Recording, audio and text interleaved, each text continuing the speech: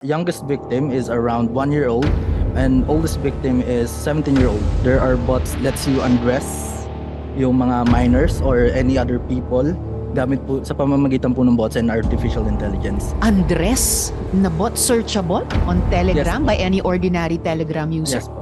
Wow.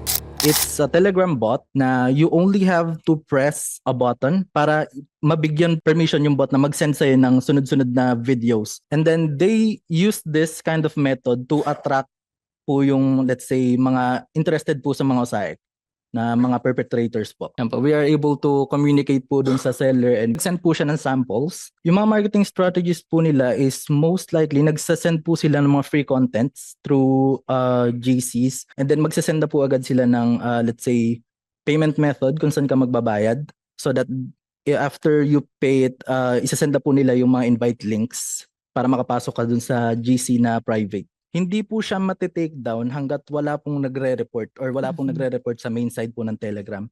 And we tried to get po yung sa member counts. We tried to calculate po per GC and we are able to identify around 400,000 members. Also, groups operate in subscription-based model whereas you have to pay a certain amount to enter a group chat. So, yung amount po na yun is nagro-range from 100 to 1,000 pesos.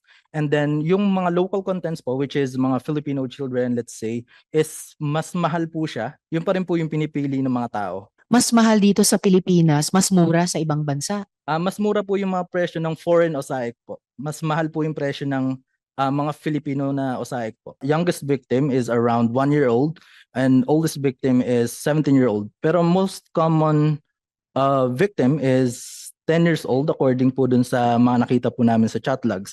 And Filipino being the most common, Chinese, Japanese, Russian, American, Southeast Asian, and South American are other races po. There's different group chats that are categorized by age, nationality, and abuse types. They categorize by abuse type? Yes po.